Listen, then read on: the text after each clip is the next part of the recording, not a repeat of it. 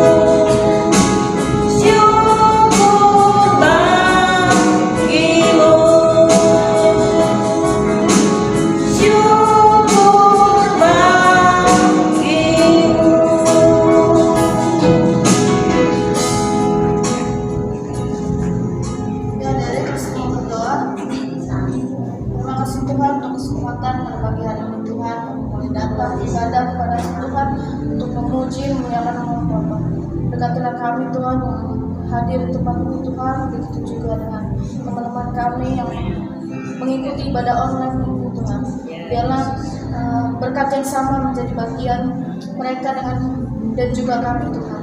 Terima kasih Tuhan, kami menyerahkan sepenuhnya ibadah ini dari awal hingga pada akhir.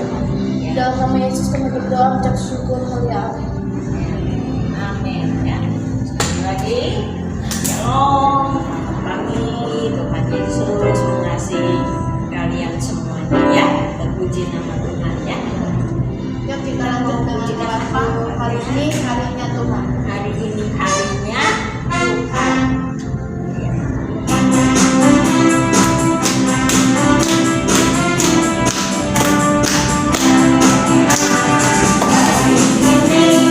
Hari ini harinya Tuhan, harinya Tuhan.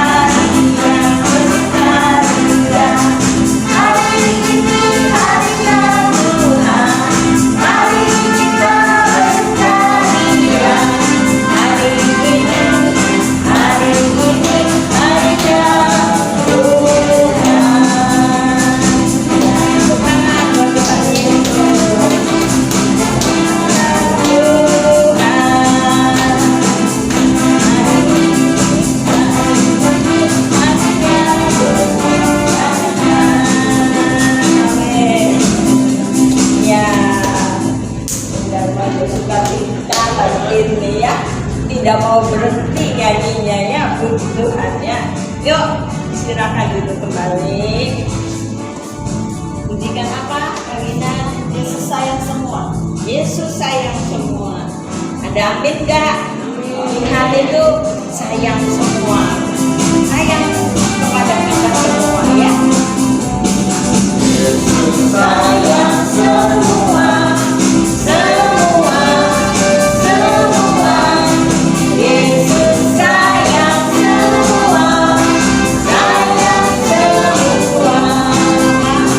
Sayang papa, sayang mama, sayang kakak, sayang adik, sayang kamu, dan sayang semua. Yesus sayang semua, semua, semua. Yesus sayang semua, sayang semua. Sayang papa, sayang mama, sayang kakak, sayang adik, sayang kamu, dan sayang semua. Sayang papa, sayang mama, sayang kakak, sayang adik, sayang kamu, sayangnya sayang semua. Sayang semua, sayang semua.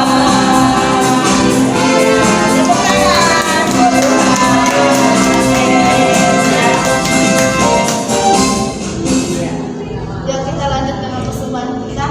Persembahan ya. Tapi ya. Oh, Kita nyanyikan dan happy ya. Sila aja sila.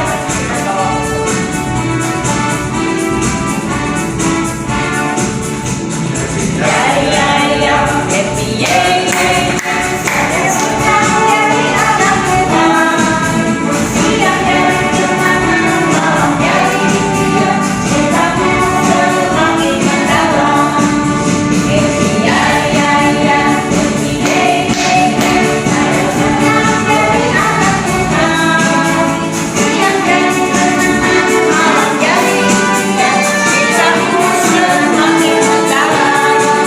Cintamu semakin mendalam, cintaku semakin mendalam.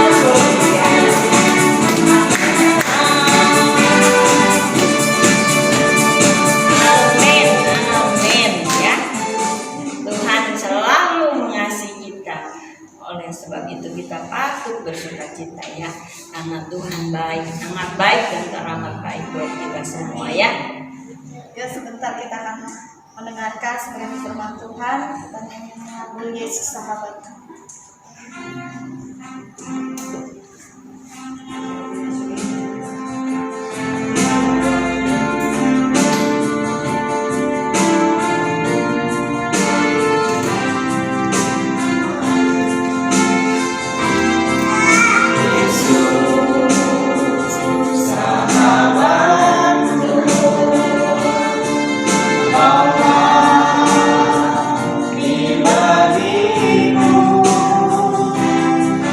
Bersama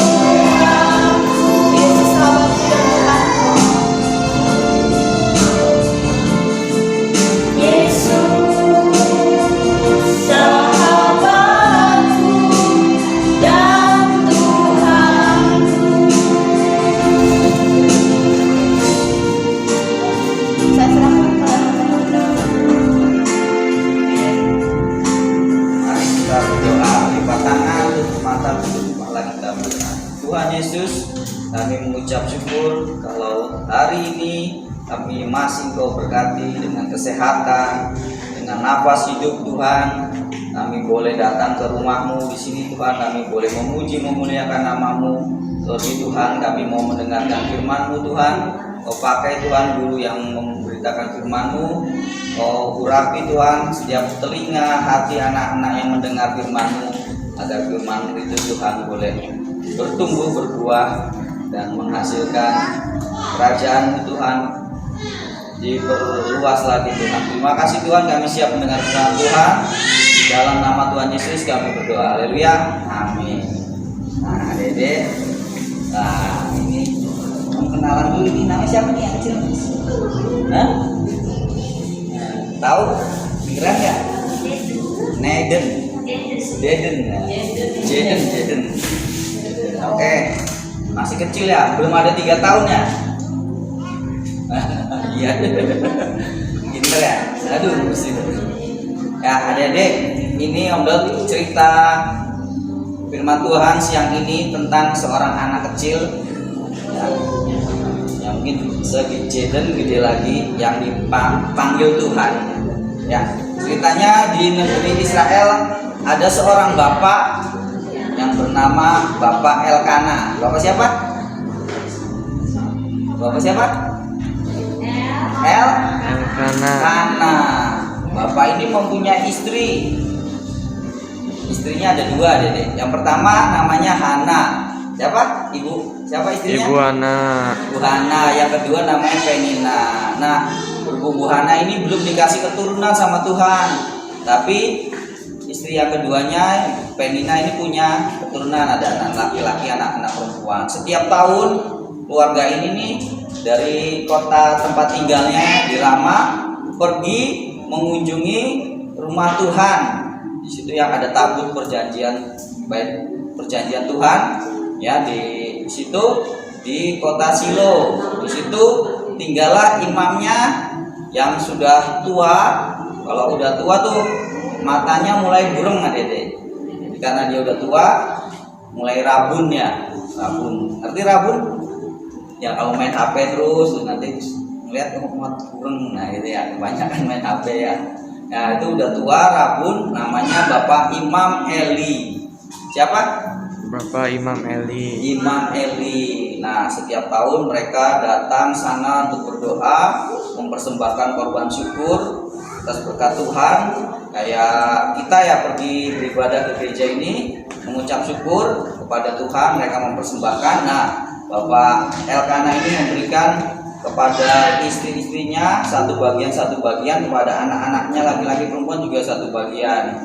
Nah, tetapi keluarga ini ternyata Ibu Hana ini kurang bahagia, Dede, karena dia belum punya keturunan.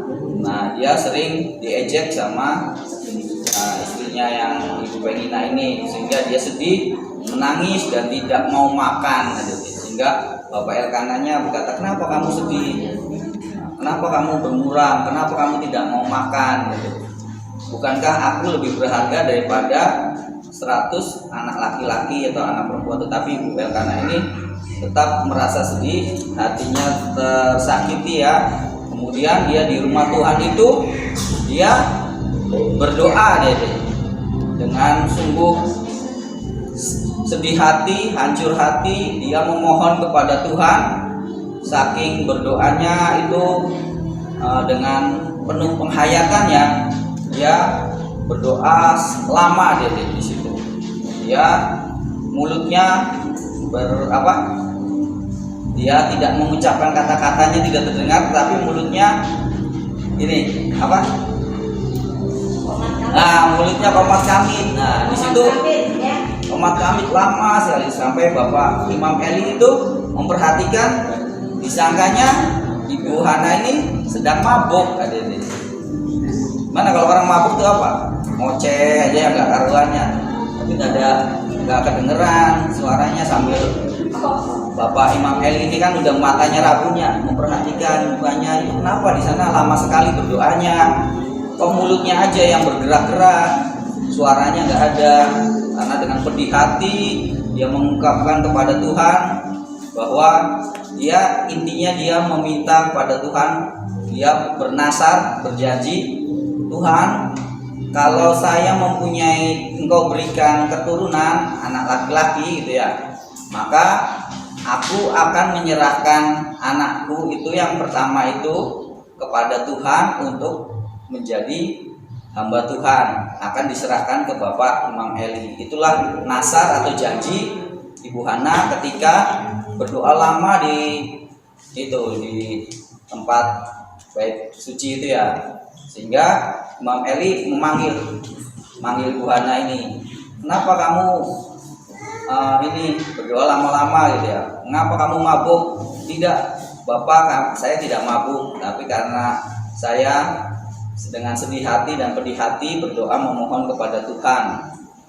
Nah, kata Imam Eli, pulanglah, Tuhan sudah ini menjawab doa-doa kamu. Kemudian mereka pulang, dan ketika itu Tuhan mendengarkan doanya Ibu Hana ini, sehingga 1 tahun kemudian Ibu Hana ini punya anak, ada dia lahir punya anak, tapi masih kecil, masih bayi kayak itu ya, bayi Rere atau bayi yang lain kecil ya, masih kecil. Terus mau diajak lagi, kan tiap tahun mereka pergi ke Silo, tapi kata Ibu Hananya apa?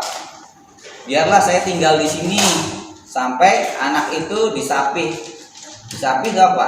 Kan anak kan bayi kan masih disusui ya, sampai sudah cukup umurnya untuk dilepas ya, mulai makan makanan yang ini ya, bubur, makan makanan yang itu ya, sampai dia kuat gitu, karena masih umur 1 tahun, 2 tahun, 3 tahun itu masih membutuhkan ASI, yang masih membutuhkan susu dari mamanya ya. Kemudian tinggal, jadi hanya Bapak Elkana sama istri yang Ibu Penina dan anak-anaknya yang lain yang ke Imam Bait Suci itu ya. Nah, di situ setelah bertumbuh besar sekitar umur 2 sampai 3 tahun ya, 2 sampai 3 tahun ya. Kemudian Ibu Hana ini ingat akan janjinya, bahwa saya sudah pernah berjanji kalau saya diberikan anak oleh Tuhan, saya akan memberikan anak ini kepada Bapak siapa tadi, Imam Eli, untuk menjadi pelayan Tuhan. Kemudian setelah anak itu lepas susunya ya, udah bisa makan sendiri, itu sendiri, maksudnya sudah enggak bayi lagi. Nah, mulailah dibawa ke Bait Allah itu, ke Imam Eli itu yang ada di Silo. Dia membawa seekor lembu, 1 eva tepung, juga 1 buyung anggur, dan juga tadi korbannya 1 ekor lembu itu yang umurnya 3 tahun. Mungkin sekitar umur 3 tahunan itu si Samuel masih kecil, ya, masih kecil itu dibawa dan ceritakan kepada Imam Eli. Bapak Imam Eli masih ingat gak saya dulu yang berdoa dengan sedih di tempat ini, yang dikira Bapak Imam Eli saya ini mabuk, tetapi saya berdoa dengan sungguh-sungguh memohon kepada Tuhan untuk diberikan seorang anak, dan sekarang Tuhan sudah menjawab doa saya, dan saya juga pernah bernasar, berjanji bahwa saya akan mempersembahkan anak saya ini untuk menjadi pelayan Tuhan di sini. Oh, Bapak Imam Eli kemudian, baiklah, perbuatlah seperti yang kau kehendaki ya. Akhirnya dia menerima Samuel tinggal dengan Bapak Imam Eli untuk menjadi pelayan di rumah Tuhan itu. Kemudian setelah itu ditinggallah Samuel pulang, ibunya pulang ke kotanya, dan Samuel menjadi pelayan bersama Bapak Imam Eli. Bapak Imam Eli juga punya anak 2, Hofni dan Finehas. Cuma anak-anaknya Bapak Imam Eli ini tidak nurut sama perkataan orang tuanya, sehingga yang nurut adalah tadi anak kecil tadi siapa namanya? Samuel selalu menurut perkataan Bapak Imam Eli. Setiap dipanggil Samuel, dia langsung datang. Samuel, kamu begini, langsung dikerjakan. Samuel, minta tolong gini. Nah, itulah Samuel bertumbuh semakin besar. Nah, Tuhan berkenan kepada Samuel, dan ceritanya pada suatu malam ya, ketika Samuel sedang tertidur dan Bapak Imam Eli juga sudah mulai mengantuk mau tidur. Nah, di sini Samuel lagi asik-asik tidur mendengar suara ada yang memanggil, Samuel, Samuel. Dia bangun. Wah, di tempat ini nggak ada siapa-siapa selain siapa? Bapak Imam Eli. Dan dia langsung bergegas membangunkan Bapak Imam Eli. Bapak, ya Bapak yang mau, apakah Bapak manggil aku? Gitu kata Samuelnya. Terus Bapak Imam Eli-nya bangun ya. Tidak, aku tidak mau manggil kamu. Pergilah tidur ya. Itu yang kemudian Samuel nurut sama perintah Bapak Imam Eli ini. Dia kemudian tidur lagi.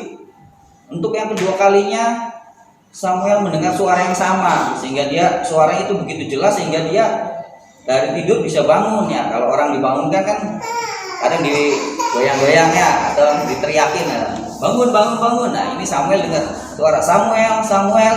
Dia bangun lagi ya. Dia datang lagi ke kamarnya Bapak Imam Eli yang sedang tertidur. Bukankah Bapak yang memanggil aku? Tidak, kembalilah tidur, kata Bapak Imam Eli. Aku tidak memanggil engkau, kembalilah tidur. Kemudian Samuel dengan bingung ya udah nurut, tapi dia tetap nurut, tidur lagi. Kemudian yang ketiga kali ya dengar suara lagi, dia udah tidur pulas.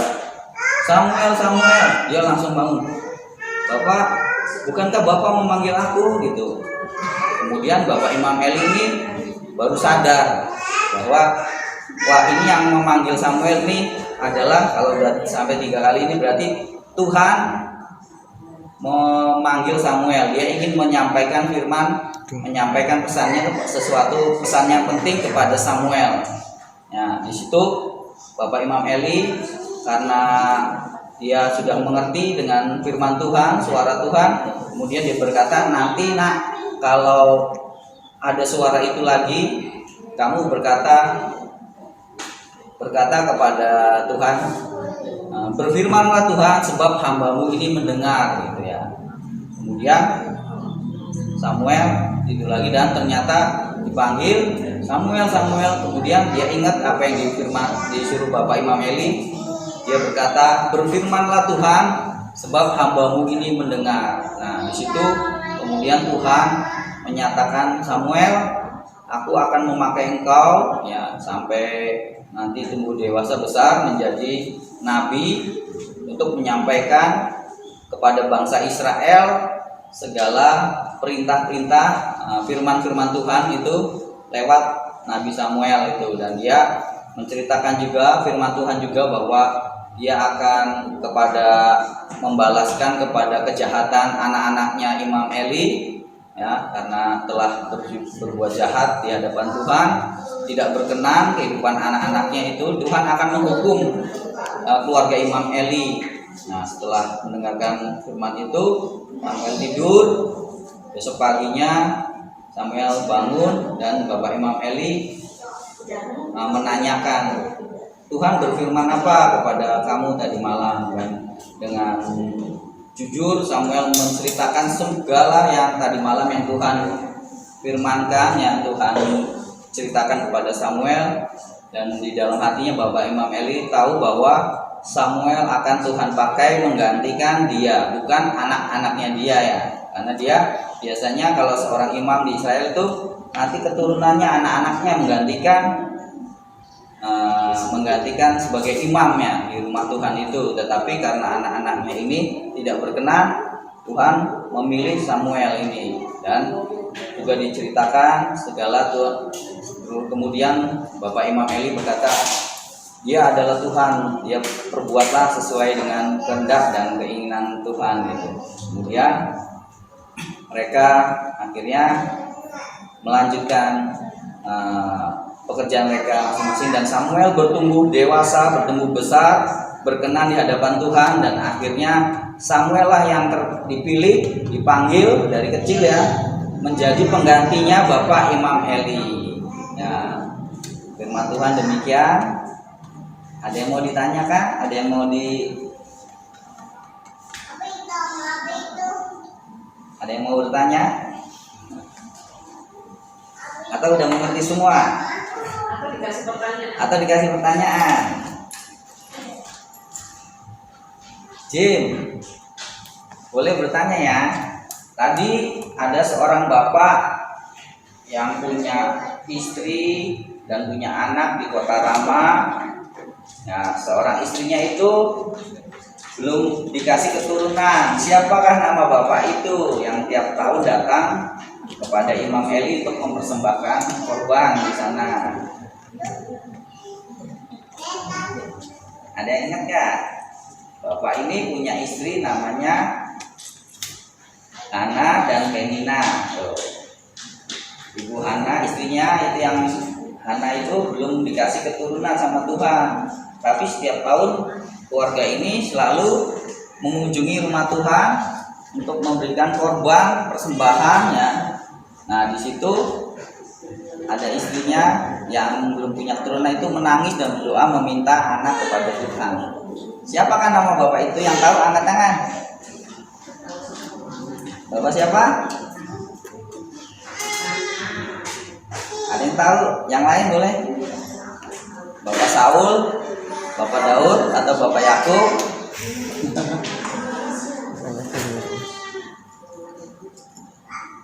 Heru? Ya tahu. Bapak El. L L L Al L Bapak Elkana ya, Bapak Elkana tuh. Kemudian ibu istrinya Ibu Hana itu datang kepada imam di kota Silo itu. Imamnya bernama siapa? Imam Eli ya. Eli itu nama laki-laki atau perempuan?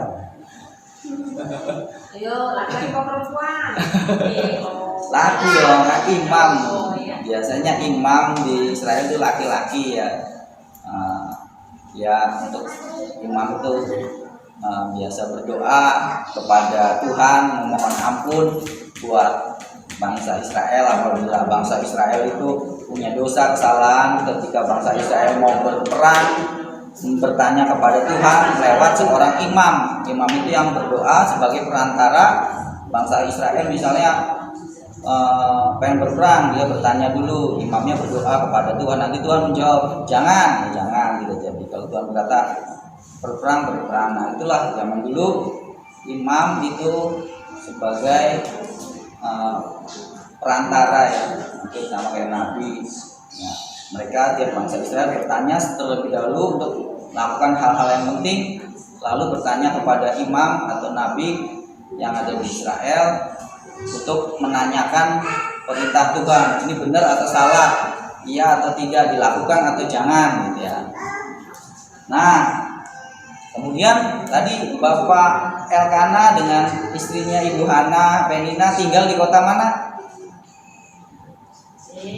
Rama. Aduh dengerin gak ya? Terus Bapak Imam Eli tinggal di mana? Di Silo. Nah, ya jadi di sini Tuhan ingin berbicara kepada kalian. Kalian masih kecil, kalian masih anak-anak. Tuhan bisa pilih kalian sama ya. Ketika kalian memiliki hati yang menurut, dengar-dengaran sama suara Tuhan, ketika Tuhan berkata Jim, nah, atau yang lainnya sebutin nama kalian satu-satu. Nah, kalian harus peka itu kalau itu suara Tuhan. Berfirmanlah Tuhan, saya siap mendengarkan firman-Mu ya. Kalian juga taat kepada orang tua kalian, orang tua ya. Pada saat itu Imam Eli ditinggal orang tuanya, maka orang tuanya adalah siapa?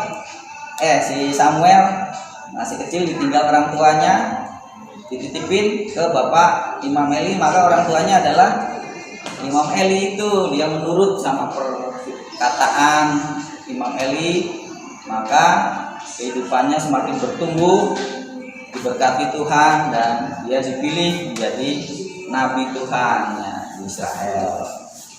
Kalian mau dipilih Tuhan, dipanggil Tuhan? Mau ya, dengar-dengaran firman Tuhan, taat kepada orang tua, mendengarkan segala petunjuknya dilakukan, maka maka kalian akan dipakai oleh Tuhan seperti Samuel kecil ini ya. Oke, kita berdoa buat firman Tuhan. Nanti Tante Honglan berdoa buat firman Tuhan.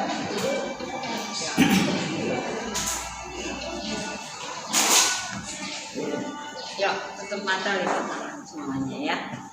Tuhan, kami bersyukur kalau siang ini kami sudah, hati kami melekat dengan Tuhan, dan kami sudah mendengar firman-Mu yang disampaikan oleh Om Daud Tuhan.